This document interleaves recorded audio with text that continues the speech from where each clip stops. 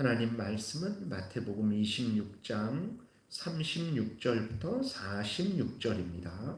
우리 교독하겠습니다. 이에 예수께서 제자들과 함께 겟세마네라 하는 곳에 이르러 제자들에게 이르시되 내가 저기 가서 기도할 동안에 너희는 여기 앉아 있으라 하시고 베드로와 세베대의 두 아들을 데리고 가실새 고민하고 슬퍼하사 이에 말씀하시되 내 마음이 매우 고민하여 죽게 되었으니 너희는 여기 머물러 나와 함께 있으라 하시고 조금 나아가사 얼굴을 땅에 대시고 엎드려 기도하여 이르시되 내 아버지여 만일 할만하시거든 이 잔을 내게서 지나가게 하옵소서. 그러나 나의 원대로 마시옵고 아버지의 원대로 하옵소서 하시고 제자들에게 오사 그 자는 것을 보시고 베드로에게 말씀하시되 너희가 나와 함께 한 시간도 이렇게 깨어 있을 수 없더냐. 시험에 들지 않게 깨어 기도하라.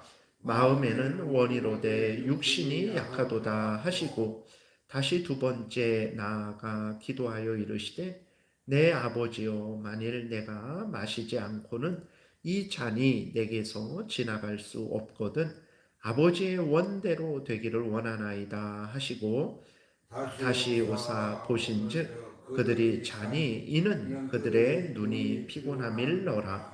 또 그들을 두시고 나아가 세 번째 같은 말씀으로 기도하신 후 이에 제자들에게 오사 이르시되 이제는 자고 쉬라. 보라 때가 가까이 왔으니 인자가 죄인의 손에 팔리느니라. 일어나라 함께 가자. 보라 나를 파는 자가 가까이 왔느니라. 아멘. 기도드리겠습니다. 살아계신 하나님, 이 시간 하나님의 말씀을 전하고 듣습니다. 성령께서 역사하셔서 성경을 통해서 알려주시는 하나님의 뜻을 잘 알게 도우소서. 그리고 믿고 순종하게 도우소서. 그래서 하나님의 영광을 드러내며 이웃을 유익하게 하며 우리도 하나님이 주시는 크신 은혜 늘 누리게 도우소서. 감사드리고 예수 그리스도의 이름으로 기도드렸습니다. 아멘. 오늘은 이제 예수 그리스도께서 겟세마네 동산에서 기도하심을 통해서 예수님이 얼마나 큰 고난을 당하셨는지 또 살펴보고 그리고 그 고난은 바로 우리를 위한 고난이라는 것을 다시 우리가 생각하고 감사하며 기뻐하는 마음을 가져야 된다. 그러한 삶을 살아야 된다라고 말씀을 드리겠습니다. 오늘 본문에 보게 되니까 예수 그리스도는 대제사장의 무리에 잡히시기 전에 겟세마네 동산에 기도하러 가셨어요. 근데 오늘 본문과 똑같은 내용이 누가복음 22장에도 기록되어 있는데 거기에 뭐라고 기록되어 있냐면 예수께서 나가사 습관을 따라 감난산에 가심에 그랬어요. 습관을 따라가셨다라는 거예요. 무슨 습관입니까? 늘 감난산에서 기도하는 습관을 가지셨던 거예요. 그래서 붙잡히시는 날에도 늘 습관대로 기도하러 가신 것입니다. 여러분, 오늘 우리도 늘 기도하는 습관을 가져야 됩니다. 무시로 기도해야 되죠. 길을 가면서도 기도하고 집에 있을 때에도 기도하고 어떤 일을 할 때에도 항상 기도해야 됩니다. 그리고 시간을 정해놓고도 기도해야 돼요. 왜 그러냐? 우리가 육신의 건강을 위해서 몇 시부터 몇 시까지는 운동을 하겠다라고 이렇게 시간을 정해놓고 운동을 하면 아주 유익합니다. 기도도 마찬가지예요. 무시로 기도하고 또 시간을 정해놓고도 기도하면 우리가 이렇게 기도하는 것이 습관이 되어서 항상 하나님께 기도하며 하나님과 교제하는 시간을 가질 수 있고 항상 하나님의 은혜를 누리는 시간을 가질 수 있는 거죠. 그러면 예수 그리스도께서 왜 기도하셨습니까? 오늘 본문 37절에 보게 되니까 예수님이 이렇게 말씀하세요. 베드로와 세베대의 두 아들을 데리고 가실새 고민하고 슬퍼하셨다 그랬어요. 예수님이 심히 고민하고 심히 슬퍼하셨다라는 거예요. 그리고 38절에 이에 말씀하시되 내 마음이 매우 고민하여 죽게 되었으니 너희는 여기 머물러 나와 함께 깨어 있으라 하시고 이렇게 기록이 되어 있습니다. 예수님께서 왜 기도하시냐? 예수님의 마음이 매우 고민하여 죽게 되었다라고 이렇게 기도 말씀하신 것처럼 이렇게 고민하여 슬프고 죽게 되었기 때문에 기도하러 가신 것입니다.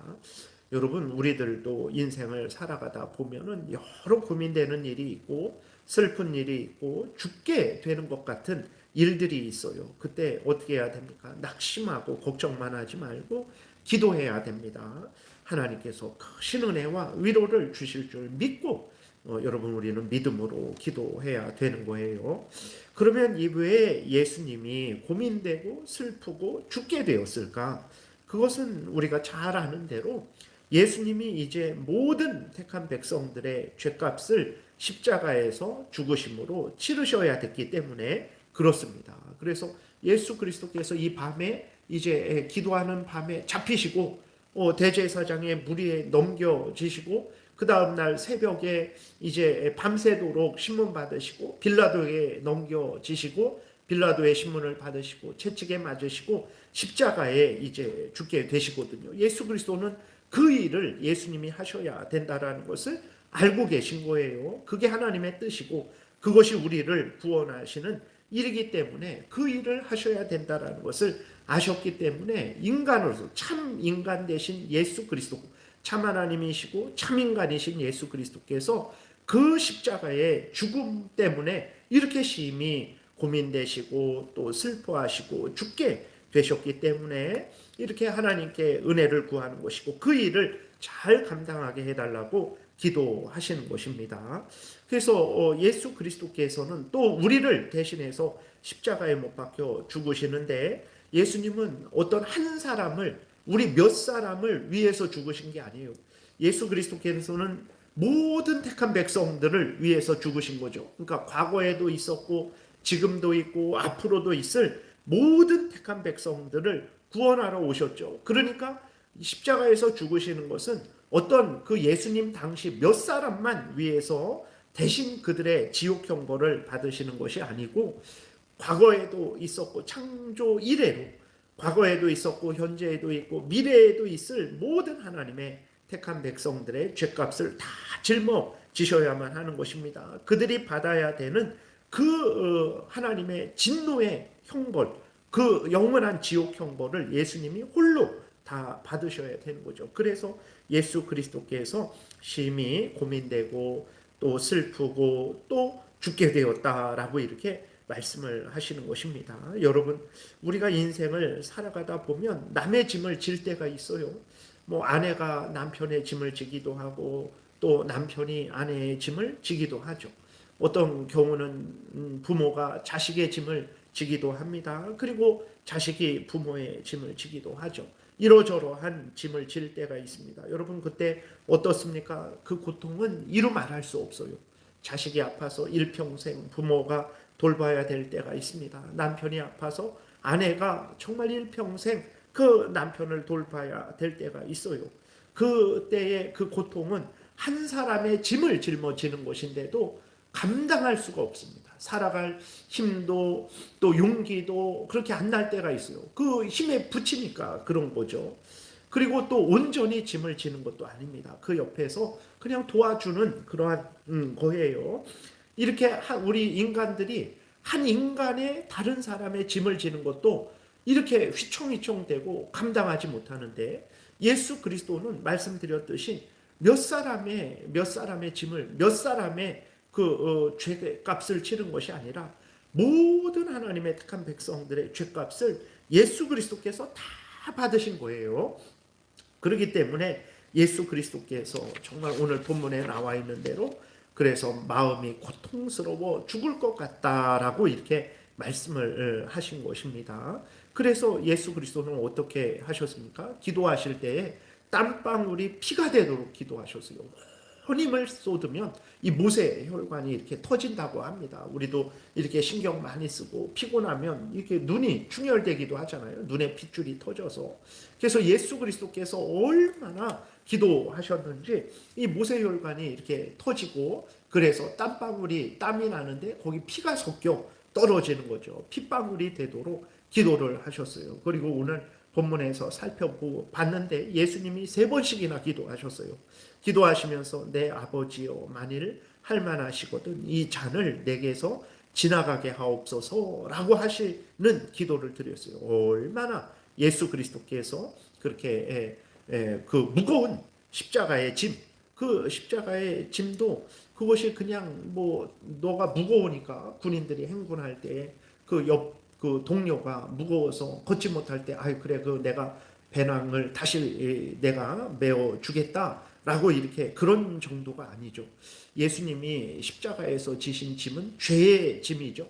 우리의 죄의 짐입니다. 우리가 받아야 되는 하나님의 공의의 심판의 짐이에요. 지옥 형벌의 짐입니다. 그 짐은 심히 무겁고 감당하기 어려운 짐이죠. 그래서 예수 그리스도께서 땀방울이 피가 되도록 기도하신 것입니다. 여러분 우리는 이때 좀 생각을 할 수 있죠. 아니 예수님이 이렇게까지 고민하실까라고 이렇게 생각을 가질 수 있는데 예수님은 참 하나님이시고 동시에 참 인간이세요. 참 인간으로서 하나님의 진노의 형벌 앞에서 영원한 지옥 형벌 앞에서 두려움을 가지게 되는 것은 당연합니다. 그거는 참 인간이기 때문에 그런 거죠. 그리고 예수님은 이렇게 십자가의 짐을 지시는 것을 앞에서 마음이 매우 고민하여 죽게 되었다라고 하시면서 이렇게 기도하시는 것을 통해서 우리는 또 무엇을 알 수 있냐면 예수님이 말로만 우리의 죄짐을 지신 것이 아니구나. 예수 그리스도께서 진정으로 우리를 대신해서 우리가 받아야 되는 그 지옥 형벌을 대신 받으신 것이구나 라는 것을 우리가 알게 되죠. 이게 예수님이 말로만 그래 내가 너희를 대신해서 죽을게 라고 하면 이런 고민을 안 하시죠. 이런 기도는 하실 필요가 없습니다. 왜 그렇습니까? 말로만 하는 거니까.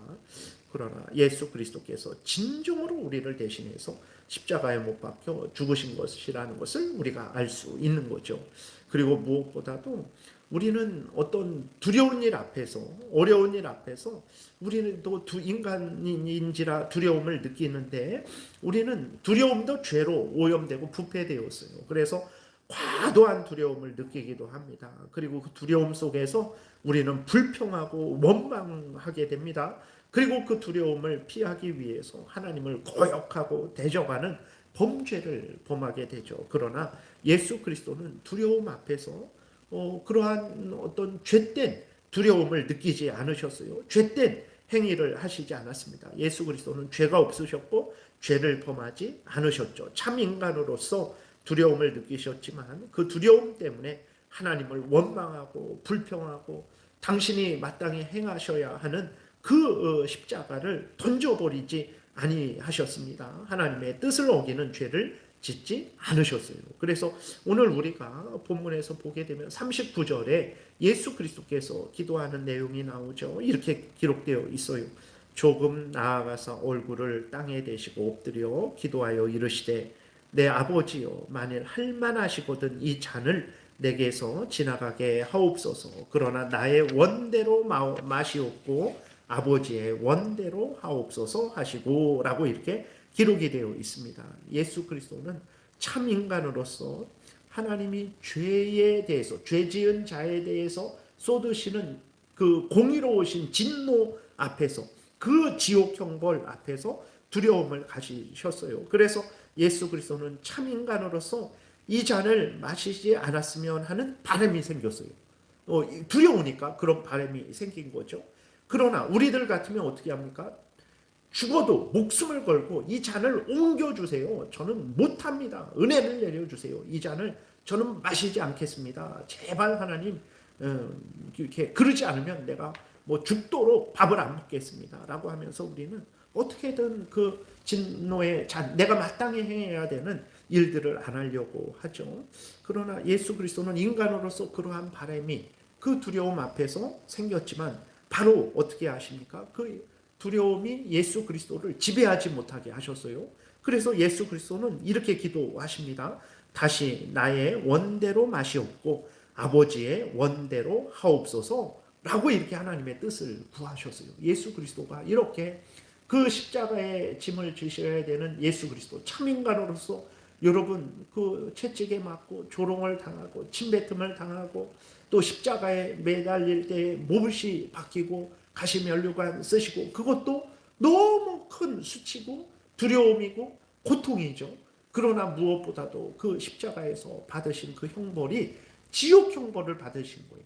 과거에도 현재에도 미래에도 있을 모든 하나님의 택한 백성들의 그들이 받아야 되는 그 하나님의 진노의 형벌, 지옥 형벌을 받은 것입니다. 얼마나 두렵습니까? 그런데도 그 두려움이 예수님을 지배해서 하나님을 불평하고 원망하고 십자가를 던져 버리는 그러한 죄를 짓지 아니하시고 다시 하나님 앞에서 나의 원대로 마시옵고 아버지의 원대로 하옵소서라고 이렇게 기도를 하신 것입니다.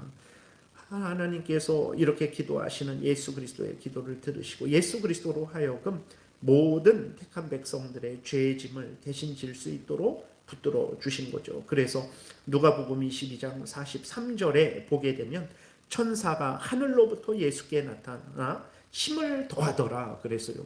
여러분 기도하시면 우리는 하나님이 보이지 않잖아요. 내 기도를 들으시는가? 나의 마음을 이해하시는가? 은혜를 응답을 주시는가? 반드시 들으시고 반드시 우리에게 은혜를 내려 주신다라는 것을 여러분 믿으시고 기도하시기 바랍니다. 겟세마네 동산에서 심히 고민하시고 슬퍼하시고 죽게 되셔서 피땀을 흘리며 기도하신 것은 예수 그리스도께서 우리를 대신해서 하나님의 진노의 심판을 받으실 것이기 때문에 그런 것이죠.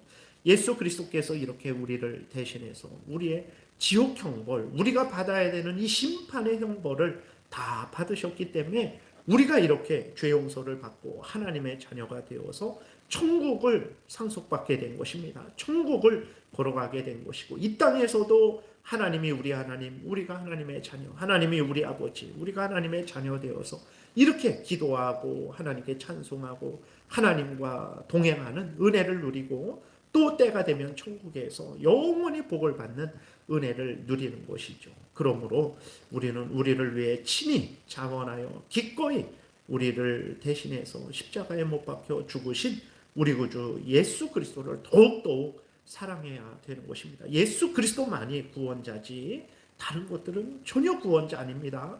여러분 사람을, 돈을, 지위, 권세를 아니면 어떤 정치 사상을 구원자처럼 여기지 마시기 바랍니다. 예수 그리스도가 우리를 구원하신 분이지 정치 사상이 지옥에서 건져줍니까? 뭐 어떤 사람이 우리를 대신해서 십자가에 죽습니까? 예수님만 바라보고 예수님을 위하는 인생을 살아야 돼요. 그리고 또 예수 그리스도를 누가 보내주셨습니까? 우리를 사랑하셔서 우리를 구원하시기 위해서 독생자 예수 그리스도를 이 땅에 보내주시고 예수 그리스도로 하여금 우리 대신 십자가에 못 박혀 죽게 하신 하나님의 은혜와 사랑을 찬양하고 감사해야 됩니다. 그리고 이 모든 비밀을 어떻게 우리가 알았습니까? 성령께서 우리를 거듭나게 하시고 이 은혜를 깨달아 알게 하셔서 예수 그리스도를 믿고 이렇게 우리가 하나님을 사랑하며 하나님과 동행하게 하신 것입니다. 우리가 이렇게 이 시간에 하나님께 기도하는 것도 성령이 도우셔서 우리가 이렇게 기도하고 은혜를 받는 것이라는 것을 기억하고 항상 우리 성령 하나님께서 말씀을 통해서 우리를 인도하실 때 아멘하고 순종해야 되는 것이죠. 그리고 이제 우리의 고난을 우리의 구원을 위한 고난을 예수님이 홀로 당하신 것도 우리가 생각해야 됩니다. 예수님이 분명히 제자들에게 말씀하셨어요. 내 마음이 매우 고민하여 죽게 되었으니 너희는 여기 머물러서 나와 함께 깨어 있으라. 잠깐 동안 같이 기도하자. 라고 그렇게 예수님이 말씀을 하셨어요. 근데 제자들은 어떻게 했습니까? 그것을 알고 예수님의 그 고난에 같이 기도했습니까? 그러지 않아요. 제자들은 피곤하다고 1시 동안도 차마 이렇게 깨어있지 못하고 잠을 잤어요. 예수님이 와서 다시 깨우셔서 일어나라. 다시 너희들 육신이 피곤하구나. 마음이 원이로되 그 다시 기도해라. 그리고 예수님이 가셔서 기도하고 오셨는데 또 자고 있는 거예요. 일어나라. 그리고 또 깨워서 같이 기도하자. 예수님이 기도하시고 또 왔더니 또 자고 있는 거예요. 여러분 인간의 구원을 죄인들의 구원을 위해서 인간은 이렇게 하나도 한 것이 없어요. 예수님이 십자가에 못 박혀 죽으실 때, 이 고난을 담당할 때 제자들이 이 부분은 제가 하겠습니다. 저 일은 제가 하겠습니다. 손에 못 박히는 건 제가 대신하겠습니다. 창에 찔리는 건 제가 대신하겠습니다. 그런 거 전혀 없어요. 우리를 위해서 예수 그리스도께서 고난을 당하셨는데 예수 그리스도 홀로 고난을 당하신 거예요. 제자들이 도운 거 없습니다. 우리가 도왔습니까? 우리가 구원받은 건 예수님의 홀로 고난 당하신 것 때문이라는 것을 우리가 분명히 믿어야 됩니다. 구원은 예수님의 전적인 공로예요. 인간들의 도움으로 인한 것이 아닙니다. 구원에 있어서 이런 사람들이 있죠. 예수 그리스도 공로 반, 인간들의 공로 반. 그래서 예수님하고 우리가 협력해서 구원을 이룬다. 그것은 예수님의 고난을 자기가 한 것처럼 도둑질하는 거예요. 그 영광을 자기가 취하는 것입니다. 예수님이 홀로 고난 받으신 은혜로 내가 믿어 구원 얻는 거예요. 그 믿음도 성령께서 나에게 주신 은혜고 창세전에 하나님이 계획하심으로 말미암아 내가 믿어 구원 얻는 거죠. 우리의 구원은 오직 예수 그리스도 대속의 공로에 의한 것이고 하나님의 은혜와 사랑에 의한 것이고 성령의 거듭나게 하심에 의한 것임을 분명히 기억하고 우리는 이 은혜를 우리에게 주신 삼위일체 하나님께 모든 영광을 돌리는 복된 신앙생활을 항상 해야 되겠습니다. 기도드리겠습니다. 살아계신 하나님 아버지 감사합니다. 오늘도 은혜를 내려주시고 인도해 주셔서 우리 구주 예수 그리스도께서 우리를 위하여 하나님의 뜻대로 고난받으신 것을 알고 믿고 감사하며 순종하게 하시니 하나님께 모든 영광을 돌립니다. 이 은혜를 늘 잊지 말게 도우시고 우리를 위하여 이 고난을 받으시고 은혜를 내려주신 우리 구주 예수 그리스도를 더 사랑하고 더 믿고 의지하고 순종하는 복된 신앙생활하게 도우소서. 감사드리고 예수 그리스도의 이름으로 기도드렸습니다. 아멘. 하늘에 계신 우리 아버지여, 이름이 거룩히 여김을 받으시오며 나라의 임하옵시며 뜻이 하늘에서 이루어진 것 같이 땅에서도 이루어지이다. 오늘날 우리에게 일용할 양식을 주옵시고 우리가 우리에게 죄 지은 자를 사하여 준 것 같이 우리의 죄를 사하여 주옵시고 우리를 시험에 들게 하지 마옵시고 다만 악에서 구하옵소서. 대개 나라와 권세와 영광이 아버지께 영원히 있사옵나이다. 아멘.